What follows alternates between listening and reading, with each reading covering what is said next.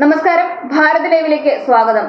കാറിന് സൈഡ് നൽകിയില്ലെന്ന കാരണത്താൽ KSRTC ഡ്രൈവറോട് മോശമായി പെരുമാറിയ തിരുവനന്തപുരം മേയർ ആര്യ രാജേന്ദ്രനും MLA സച്ചിൻ ദേവിനുമെതിരെ കേസെടുക്കണമെന്ന ആവശ്യം ഉയരുകയാണ്. KSRTCയിലെ കോൺഗ്രസ് അനുകൂല സംഘടനയായ TDF ആണ് ഇക്കാര്യം ആവശ്യപ്പെട്ടിരിക്കുന്നത്. മേയറും സംഘവും ഡ്രൈവർ യദുവിനെ കയ്യേറ്റം ചെയ്യാൻ ശ്രമിച്ചുവെന്നും സംഘടന വ്യക്തമാക്കുകയാണ്. ദിവസവേതനക്കാരനായ ഡ്രൈവറെ ഭീഷണിപ്പെടുത്തുകയും അയാൾക്കെതിരെ കേസെടുക്കുകയും ചെയ്ത നടപടി പാവങ്ങളുടെ മേലുള്ള കുതിരകയറലാണെന്ന് TDF working president M. Vincent കുറ്റപ്പെടുത്തി.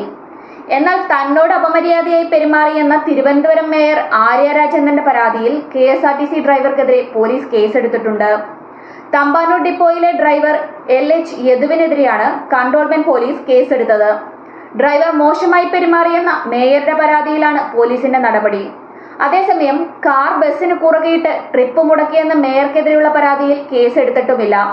KSRTC ഡ്രൈവർ അശ്ലീല ആംഗ്യം കാണിച്ചതാണ് പ്രശ്നത്തിന് തുടക്കമെന്ന് മേയർ ആര്യ രാജേന്ദ്രൻ ആരോപിച്ചിരുന്നു. സൈഡ് തന്നില്ല എന്നതല്ല പ്രശ്നം, ഡ്രൈവറുടെ മോശം പെരുമാറ്റമാണ് ചോദ്യം ചെയ്തത്. മേയർ എന്ന അധികാരം ഉപയോഗിച്ചിട്ടില്ലെന്നും ഡ്രൈവർ രാത്രി വിളിച്ച് ക്ഷമ ചോദിച്ചുവെന്നും ആര്യ രാജേന്ദ്രൻ പറഞ്ഞു. KSRTC ഡ്രൈവർക്കെതിരെ നിയമ നടപടി തുടരുമെന്ന് മേയർ കൂട്ടിച്ചേർത്തു.